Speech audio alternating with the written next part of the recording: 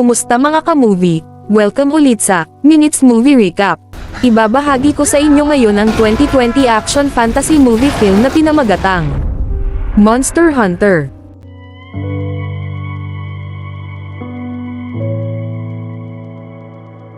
Sa isang parallel universe sa New World, nabubuhay dito ang iba't ibang klase ng mga higanteng hayop o nilalang. Iba rin ang lengguwahe ng mga tao dito at nabubuhay sila sa paghahunting ng mga halimaw kung saan tinatawag nila ang kanilang sarili bilang mga hunter. Isang gabi, nagpasyang maglayag ang mga hunter sa malawak na disyerto sakay ng malaking barko at patungo sila sa Sky Tower na nababalot ng makapal na ulap at kidlat. Habang sinusuri ng leader ng mga hunter ang istruktura ng tore sa libro, may nakasunod pala sa kanila na isang horned subterranean monster na tinatawag na Diablos. Kalaunan ay sinurpresa silang atakihin ng Diablos kaya tumilapon ang grupo sa barko. Sa gitna ng kaguluhan, isa sa mga hunter ay napatilapon sa labas ng barko kaya naiwan siyang mag-isa sa disyerto. Pagkatapos lumipat ang eksena sa salungat na mundo naman ng mga tao kung saan ang isang grupo ng mga Amerikanong sundalo sa pangunguna ni Captain Artemis ay naglalakbay din sa disyerto para hanapin ang kanilang kasamahan na matagal nang nawawala. Huminto sila pansamantala nang mapansin nila ang kakaibang bato sa paligid. Bago pa sila magpatuloy, isang dambuhalang bagyo mula horizon ang tumambad sa kanila kaya agad silang nagmadaling tumakas sa salungat na direksyon. Gayunpaman, hindi sila nagtagumpay nang maabutan sila ng dambuhalang bagyo at tila ba napadpad sila sa kawalan. Tumama ang kidlat sa mga bato kung saan nagsimulang lumiwanag ang marka sa bato at isang portal ang nahayag sa harapan nila. Nahulog ang sinasakyan nila sa bangin hanggang sa bumagsak ito sa ilalim. Kalaunan, nagulat sila nang mapadpad sila sa parehong disyerto na para bang walang nangyari, ngunit napansin nila na nagbago na ang istruktura ng lugar.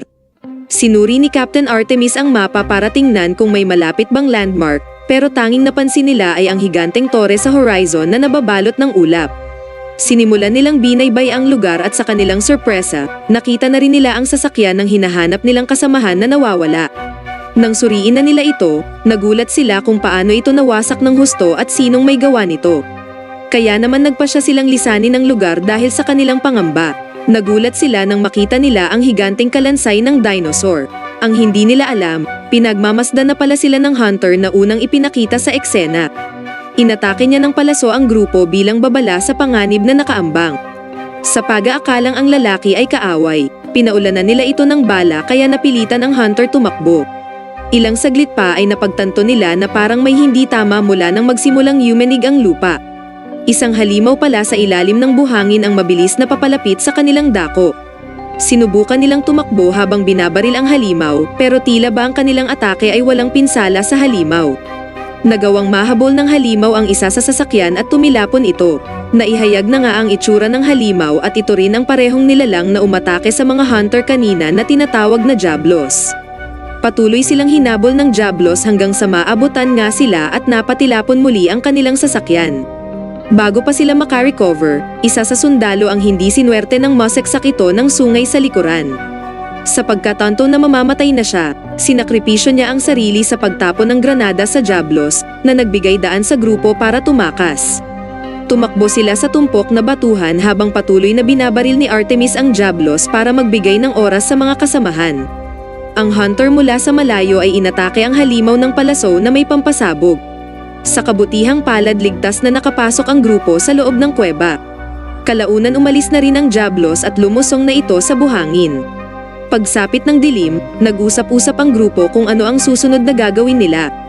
Ilang sandali lang, isang higanteng gagamba na tinatawag na Nersilas ang biglang sumunggab kay Artemis, sabay tinurukan siya nito ng lason. Agad inatake ng grupo ang halimaw para pakawalan nito si Artemis. Nawala ng malay si Artemis habang ilang mga Nersilas pa ang dumating kaya napilitan ng grupo tumakbo at iniwan muna si Artemis. Kalaunan ng si Artemis ay tuluyan ng magkamalay, natagpuan niya ang sarili na nababalot ng sapot. Desperado siyang kumawala sa sapot at nagawa niya namang makalabas. Nagmasid siya sa paligid at napagtantong halos lahat ng kasamahan niya ay patay na sa loob ng sapot kaya siya na lang ang natira sa kuta ng mga Nersilas. Sinubukan niyang maghanap ng daan palabas hanggang sa nasalubong niya ang isa niyang kasamahan na kahit papaano ay nakaligtas. Naglakad na sila pero napalibutan muli sila ng mga Nersilas at ang lalaki ay tuluyan nang ang pinatay ng halimaw. Kinuha ni Artemis ang spray para atakihin ang halimaw ng apoy para sunugin ito. Sinamantala niya ang pagkakataon para tumakbo palabas ng kuweba hanggang sa tagumpay nga siyang makalabas. Sinubukan siyang habulin ng mga Nersilas pero takot pala ang mga ito sa liwanag. Matapos i-recover ang kanyang lakas, nagtungo siya sa mataas na lugar para magmasid pero napagtanto niya na wala ng ibang lugar na matatakasan. Ang mas malala pa, nanatiling nakabantay pa rin ang Diablos sa desyerto kaya wala ng choice si Artemis kundi galugarin ang buong paligid para maghanap ng pansamantalang matitirhan. Nakarating siya sa sirang barko. Pumasok siya sa loob at nakita niya ang ilang mga armas na gawa sa buto ng hayop. Naramdaman niya na may nagmamasid sa kanya. Bigla na lang, dumating ang hunter kanina at binantaan siyang huwag gagalaw. Akala kasi ng hunter na masama si Artemis dahil sa pag-atake ng mga ito sa kanya kanina sa kabila ng intensyon niyang sagipin sila. Dinala niya si Artemis sa kanyang tahanan habang papalubog ang araw. Kinaumagahan, paggising ng hunter ay nakita niyang nakawala sa pagkakatali si Artemis at pagkatapos bigla siyang pinalo nito. Dahil dito nagsimulang maglaban ang dalawa, nagpambuno sila hanggang sa gumulong-gulong palabas sa kuweba at ang hunter ay muntik nang mapadpad sa kuta ng mga Nersilas. Mabuti na lang sinagip pa rin siya ni Artemis kahit na magkaaway sila. Pagkatapos sinusubukan kunin ni Artemis ang loob ng hunter sa pagbigay nito ng kanyang chocolate. Naging magkaibigan na nga ang dalawa at pinag-usapan nila kung paano mapupuksa ang higanteng halimaw na Diablos.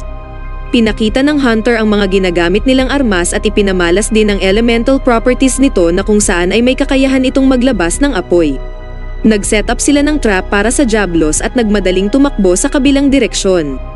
Kasunod nito ay naitapon ng catapult ang nilagay nilang barriles, dahilan para mabaling ang atensyon ng Diablos papunta sa direksyong yun at magbigay ng tsansa sa dalawa na tumakbo sa sasakyan para kunin ang rocket launcher. Gayunpaman napansin ng halimaw na isa lang din itong trap kaya sinimulan nitong habulin ang dalawa. Sa pagkatanto na hindi nila ito matatakasan, nagpa siya ang hunter na maging pain at tumakbo siya sa ibang direksyon nang sa ganon ay makuha ni Artemis ang rocket launcher.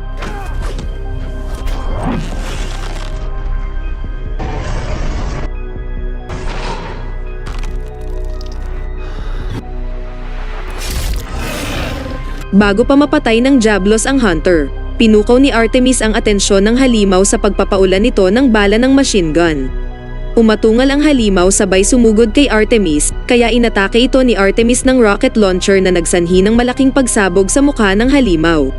Sa kanyang sorpresa, hindi man lang napinsala ang Diablos sa ginawa niyang atake, at lalo pang nagalit ang Diablos at sinimulan nitong atakihin si Artemis at winasak ang sasakyan.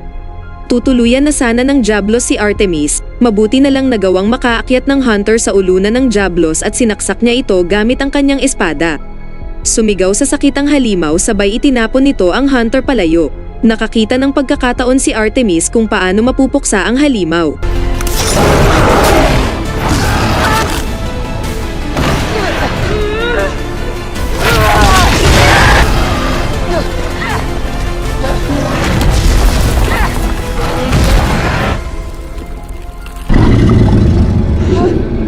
Pagkatapos tagumpay ngang napatay ni Artemis ang halimaw at ang dalawa ay nagpatuloy ng maglakbay patungo sa Sky Tower. Kalaunan napadpad sila sa oasis ng disyerto. Dito na sila nag-set up ng camp para sa pansamantalang pagpapahinga. Kinagabihan, nagising si Artemis nang mapansin niya ang dambuhalang nilalang na lumipad sa itaas. Sinuri nila kung ano ito, at nang makita ito ng hunter ay napagtanto niya agad na ito ay Rathalos, isang fire-breathing wyvern. Ilang saglit pa, nayanig ang lupa nang ang mga dinosaur ay nagsimulang magsitakbuhan habang nasusunog. Bigla na lang, isang lalaki ang tumalon mula sa puno sabay iwinasiwas niya ang kanyang sandata sa lupa at naglikha ito ng malawak na pagsabog. Kinuha rin ni Artemis ang kanyang armas at pinalabas ang apoy nito upang hindi sila masagasaan sa pagdaluhong ng mga dinosaurs. Sa parehong sandali tumatakbo rin ang hunter para layuan ang mga dinosaur, pero napadpad siya sa bingit ng burol. Mabuti na lang dumating si Tarzan, ay ang babaeng hunter para sagipin siya. Lumalabas na ang mga estrangherong ito ay mga kaibigan pala ng hunter, at ang tumulong kay Artemis ay leader ng mga hunter na siyang unang ipinakita sa pagsisimula ng pelikula. Pinaliwanag ng leader ang patungkol sa existence ng dalawang mundo, at ang Sky Tower daw ay nilikha ng mga sinaunang sibilisasyon para makapaglakbay sa dalawang mundo. Dahil sa napansin nilang abnormalities sa istruktura ng tore, kailangan nila itong ayusin nang sa ganon ay mapigilan ang pagsasama ng kanilang mundo.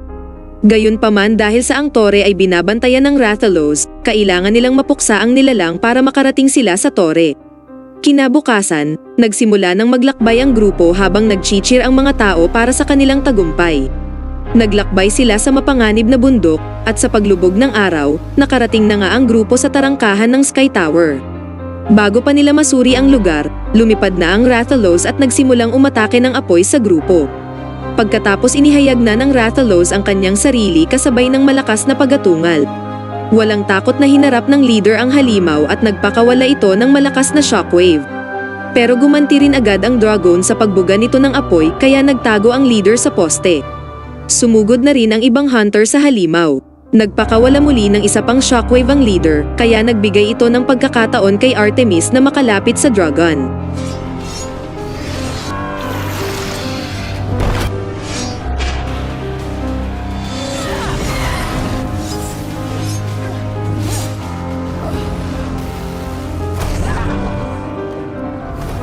Dahan-dahang lumapit ang dragon kay Artemis sabay nagbuga ito ng apoy, dahilan para mapilitan si Artemis tumalon sa bangin. Sa kabutihang palad, nagawang makapasok ni Artemis sa isa sa mga portal at muling nakapaglakbay pabalik sa kanyang mundo. Kalaunan nahanap siya ng mga kasamahang sundalo. Kinuha siya ng mga ito at sinakay sa helicopter. Gayunpaman, bago pa sila makaalis sa lugar, nasundan pala si Artemis ng Rathalos sa pagdaan nito sa portal at pagkatapos kinagat nito ang ulo ng helicopter. Sinubukan pang lumaban ng ibang mga sundalo pero nagbuga ng apoy ang dragon at winasak nito ang buong squadron sa ilang segundo lang. Himalang nakaligtas ang ating bida at tumambad sa kanya ang dragon na pinuksa ang mga kasamahan niya gamit ang fire breath nito. Muli ngang nagharap ang dragon at si Artemis. Sumugod si Artemis sa halimaw sabay umatake siya ng grappler para makalipad tungo sa halimaw at pagkatapos hiniwan niya ang pakpak nito nang sa ganon ay hindi na makalipad pa ang dragon. Pagkatapos inatake niya ng flaming projectiles ang dragon sa bunganga nito bago pa ito makabuga ng apoy at pagkatapos lumiyab ito sa loob ng bunganga ng dragon dahilan para ito ay tuluyang sumabog. Nakakagulat, nakaligtas pa rin ang Rathalos sa ataking yun at umungol siya ng malakas sa harapan ni Artemis, nakahandang lamunin siya ng buhay. Sa di inaasahan, isa pang pagsabog ang tumama sa nilalang at ito pala ang hunter na nagawang makasunod sa portal. Pinagpatuloy niya ang pag-atake sa dragon, hanggang sa naubusan na ng lakas ang dragon at humandusay sa lupa. Bago pa nila ipagdiwang ang tagumpay, dumating ang leader para balaan sila na mas lalong lumala ang problema at papalapit na naman ang thundercloud sa disyerto. Isa na namang dragon ang lumipad mula sa Sky Tower at pumasok ito sa portal. Dito nagtatapos ang ating kwento. Sana ang ilang minutong pagbuod ng pelikula ay nagbibigay sa inyo ng saya. Huwag niyo kalimutang mag-subscribe, like, share at pindutin na rin ang bell button upang lagi kayong updated sa bago nating palabas. Thank you for watching.